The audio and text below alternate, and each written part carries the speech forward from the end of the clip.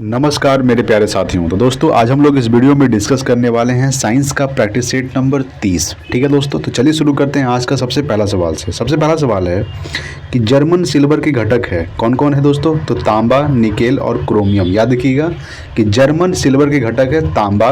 तांबा का संकेत क्या होता है दोस्तों, Cu होता है, याद रखिएगा। निकेल का संकेत क्या होता है, Ni, निकेल का संकेत होता है।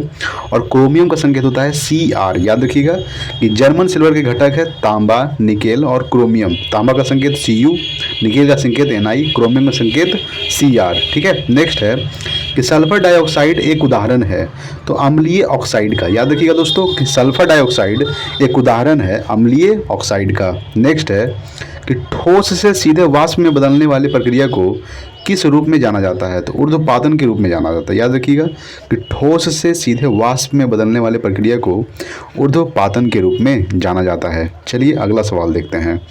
तो अगला सवाल आपके सामने है कि एक हॉल में ध्वनि की प्रतिध्वनि निरंतर होने के कारण है तो परावर्तन। याद रखिएगा कि एक हॉल में ध्वनि की प्रतिध्वनि निरंतर होने के क्या कारण है, तो परावर्तन। ठीक है। नेक्स्ट है कि तीन प्राथमिक रंग क्या है। तो नीला, हरा और लाल। याद रखिएगा कि नीला, हरा और लाल जो है ये तीन प्राथमिक रंग है। ठीक है दोस्तों। चलिए नेक्स्ट देखते हैं अगला सवाल। अगला सवाल है कि गैल्वेनाइजिंग मतलब जस्ता के साथ लोहे की कोटिंग है। याद रखिएगा कि गैल्वेनाइजिंग मतलब यहाँ पे डैश है तो यहाँ पे क्या भरा जाएगा दोस्तों, जस्ता। जस्ता के साथ लोहे की कोटिंग है। जस्ता का संकेत क्या होता है, Zn होता है। याद रखिएगा परमाणु संख्या 30 होता है। लोहा का संकेत क्या होता है दोस्तों, Fe होता है। परमाणु संख्या 26 होता है। ठीक है।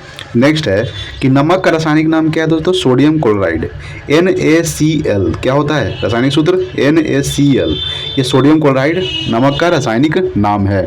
नेक्स्ट है कि सापेक्ष आर्द्रता किससे मापा जाता है। तो ये हाइग्रोमीटर से मापा जाता है। याद रखिएगा कि सापेक्ष आर्द्रता जो है ये हाइग्रोमीटर से मापा जाता है। चलिए अगला सवाल देखते हैं। अगला सवाल आपके सामने है कि तापमान किससे मापा जाता है। तो थर्मामीटर से मापा जाता है तापमान। ठीक है दोस्तों।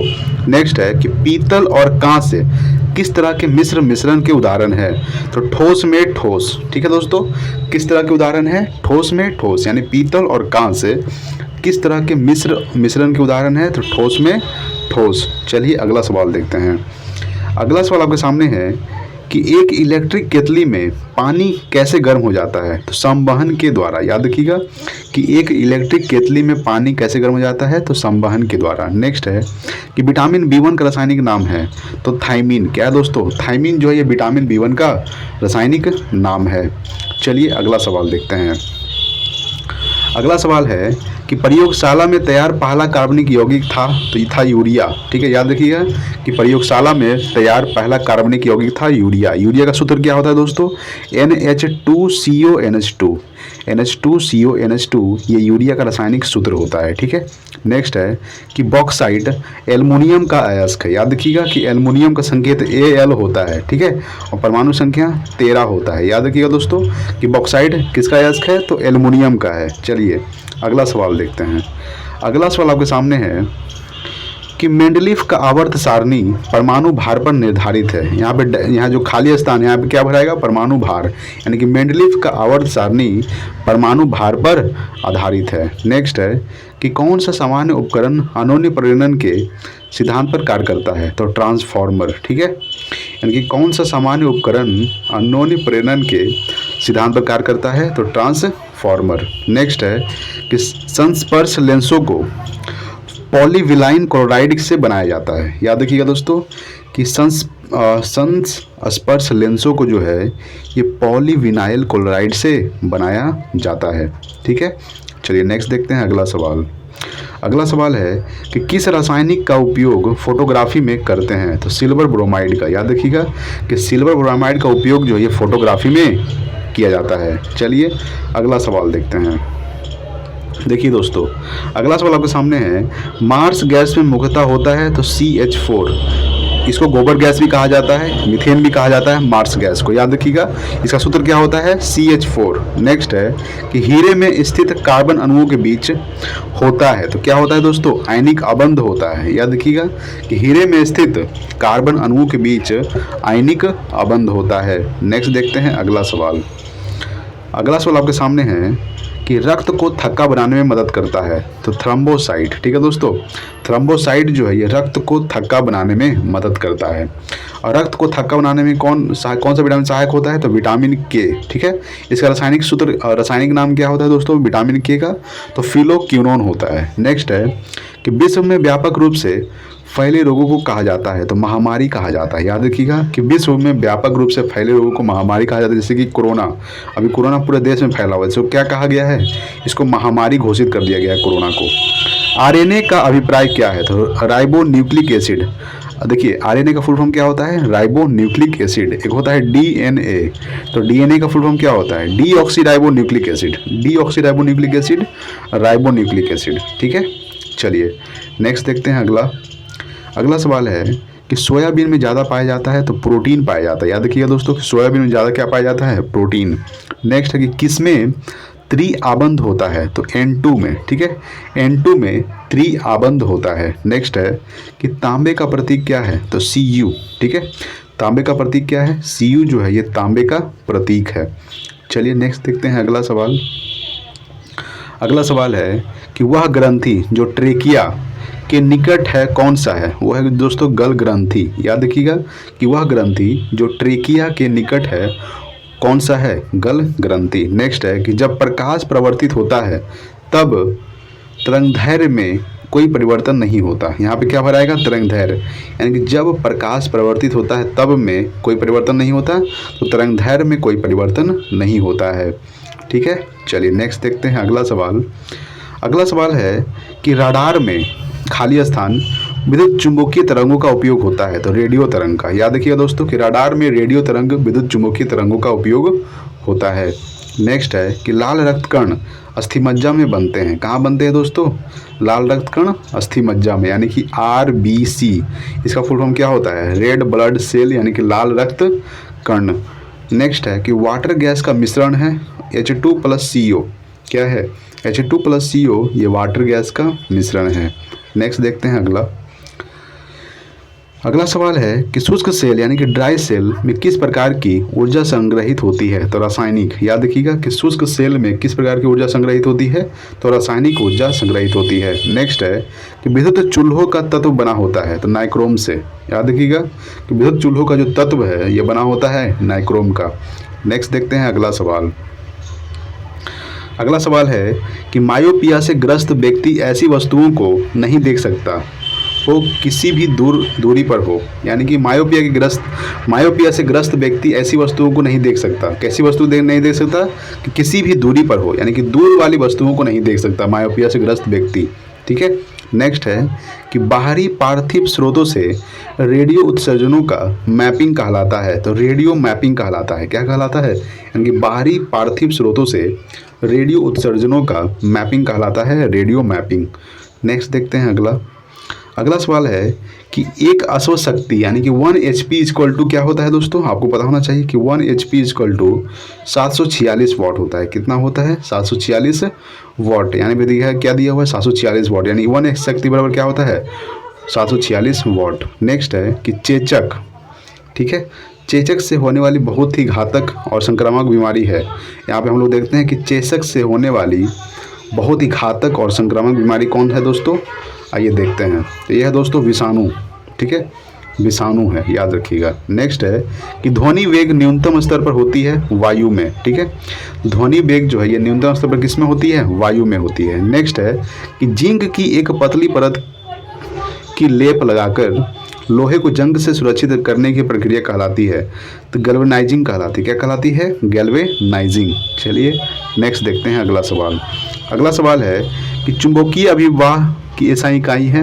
तो वेबर पर मीटर स्क्वायर। क्या है दोस्तों? वेबर पर मीटर स्क्वायर ये चुंबकीय अभिवाह की एसआई इकाई है। नेक्स्ट है कि शरीर में रोग प्रतिकार के रूप में कार्यशील रहता है? तो श्वेत रक्त कणिकाएं। ठीक है, इनके शरीर में रोग प्रतिकार के रूप में कार्यशील रहता है श्वेत रक्त कणिकाएं। नेक्स्ट है कि रक्तदाब मापने का उपकरण है स्फिग्मोमैनोमीटर। ठीक है दोस्तों, स्फिग्मोमैनोमीटर ये रक्तदाब मापने का उपकरण है। नेक्स्ट देखते हैं अगला सवाल आपके सामने है कि किस पदार्थ के अत्यधिक सेवन से हड्डियां विकृत हो जाती है? तो फ्लोरीन। याद रखिएगा दोस्तों कि फ्लोरीन के अत्यधिक सेवन से हड्डियाँ क्या होती है, तो विकृत हो जाती है। नेक्स्ट है कि जो धातु ताप और दबाव द्वारा अस्थायी रूप से विलुप्त हो सकता है उसे कहते हैं तापसु घटक कहते हैं। क्या कहते हैं, तापसु घटक।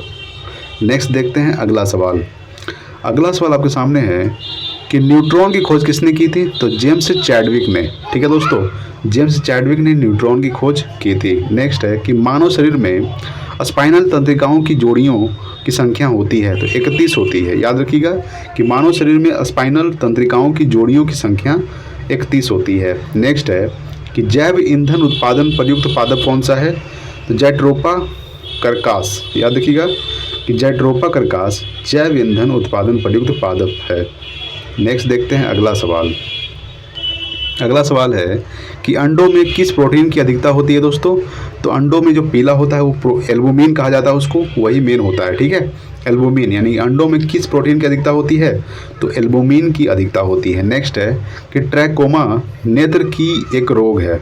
ठीक है, ट्रैकोमा जो है ये नेत्र की एक रोग है। नेक्स्ट है कि वसा और तेल रासायनिक रूप से होते हैं, तो एल्डिहाइड होता है। क्या होता है, एल्डिहाइड, यानी कि वसा और तेल रासायनिक रूप से होते हैं एल्डिहाइड। नेक्स्ट देखते हैं अगला सवाल।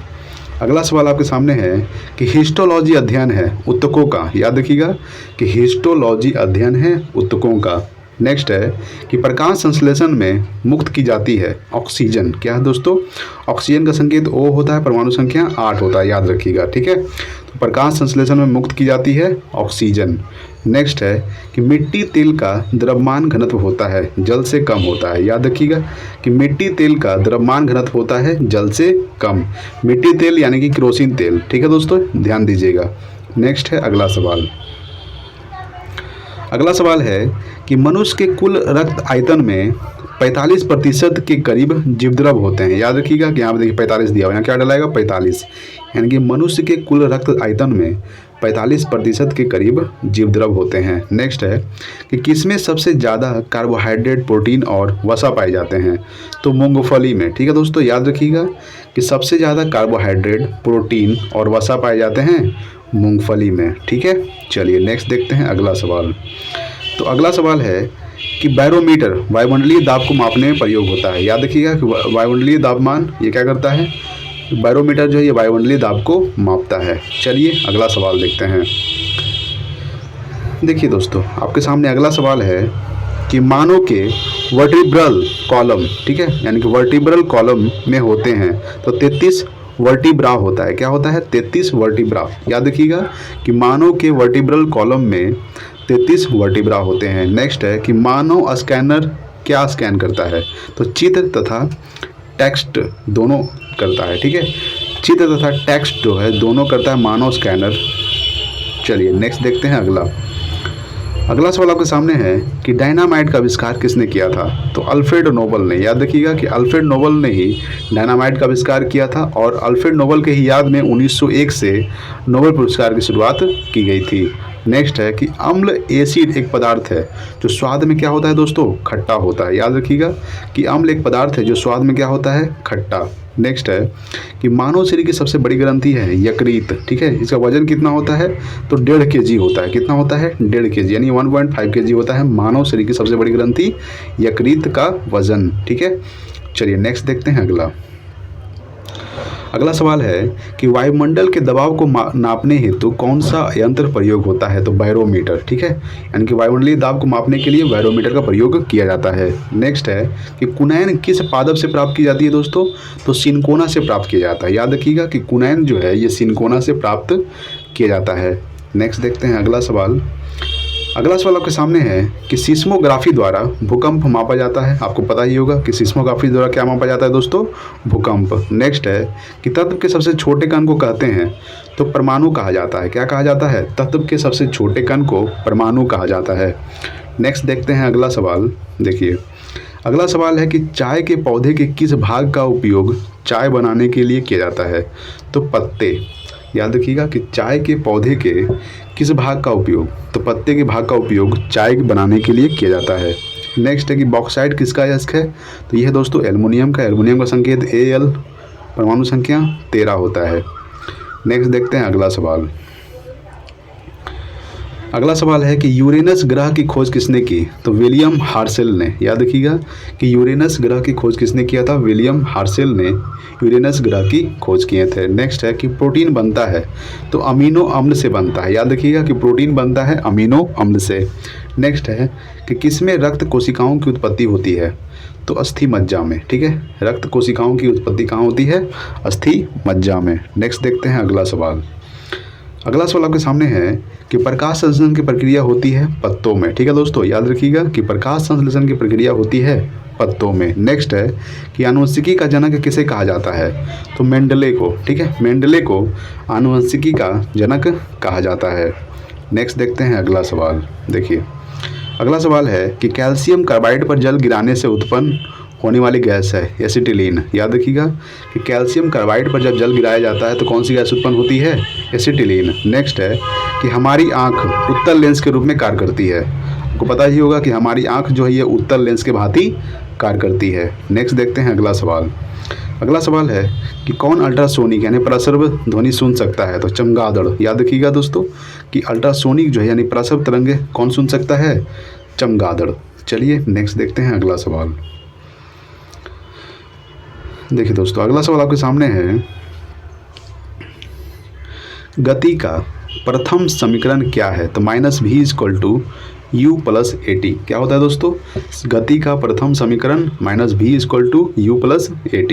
नेक्स्ट है कि दही में क्या पाया जाता है? तो लैक्टिक एसिड पाया जाता है। याद रखिएगा कि दही में कौन सा एसिड पाया जाता है? Lactic acid. चलिए अगला सवाल देखते हैं। देखिए अगला सवाल है कि एंटासिड वे पदार्थ है जो उपयोग किए जाते हैं तो अमाशय में उत्पन्न अतिरिक्त अम्ल के निष्प्रभावन के लिए। याद रखिएगा कि एंटासिड वे पदार्थ है जो उपयोग किए जाते हैं अमाशय में उत्पन्न अतिरिक्त अम्ल के निष्प्रभावन के लिए। नेक्स्ट है कि किस पदार्थ का प्रतिशत पृथ्वी के वायुमंडल में सबसे अधिक है? तो यह दोस्तों नाइट्रोजन का। नाइट्रोजन जो है ये वायुमंडल में बहुत अधिक पाया जाता है। कितना परसेंट? तो 78%। ठीक है, उसके बाद ऑक्सीजन पाया जाता है 21% ऑक्सीजन पाया जाता है। फिर कार्बन डाइऑक्साइड 0.03% पाया जाता है कार्बन डाइऑक्साइड वायुमंडल में। ठीक है, चलिए नेक्स्ट देखते हैं अगला सवाल।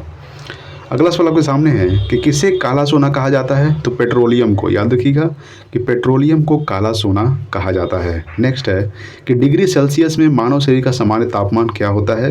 तो 37 डिग्री सेल्सियस होता है। ठीक है दोस्तों, यानी कि डिग्री सेल्सियस में मानव शरीर का सामान्य तापमान होता है 37 डिग्री सेल्सियस। अगर आपसे पूछे कि कैल्विन में कितना होता है तो 310 कैल्विन होता है। कितना होता है दोस्तों? 310 कैल्विन। देखिए सेल्सियस को कैल्विन में बदलने के लिए 273 को ऐड किया जाता है। क्या किया जाता है? सेल्सियस को कैल्विन में बदलने के लिए 273 ऐड किया जाता है। ठीक है, चलिए नेक्स्ट देखते हैं अगला सवाल आपके सामने है कि बॉक्साइट अयस्क से कौन सी धातु प्राप्त होती है? तो एल्युमिनियम प्राप्त होती है। कौन सी प्राप्त होती है? एल्युमिनियम। यानी बॉक्साइट अयस्क से कौन सी धातु प्राप्त होती है? एल्युमिनियम। नेक्स्ट है कि केवल नाइट्रोजनी उर्वरक है यूरिया, और यूरिया का सूत्र क्या होता है? NH2CO NH2। याद रखिएगा NH2CONH2 ये यूरिया का रासायनिक सूत्र होता है। तो केवल नाइट्रोजनी उर्वरक है यूरिया, यानी कि यूरिया में नाइट्रोजन कितना परसेंट पाया जाता है? तो 46% पाया जाता है। याद रखिएगा कि यूरिया में नाइट्रोजन 46% पाया जाता है। नेक्स्ट है कि किसका स्वाद खट्टा होता है? तो अम्ल का। याद रखिएगा दोस्तों अम्ल का स्वाद खट्टा होता है और क्षार का स्वाद क्या होता है? कड़वा होता है। चलिए नेक्स्ट देखते हैं अगला सवाल।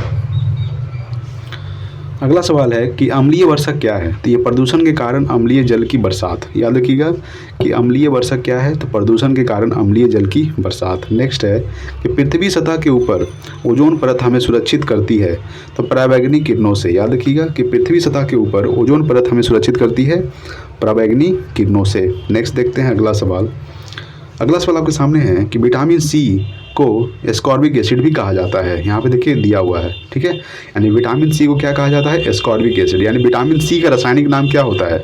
एस्कॉर्बिक एसिड होता है। ठीक है, देखिए विटामिन सी का सबसे सर्वोत्तम स्रोत क्या है दोस्तों? आंवला।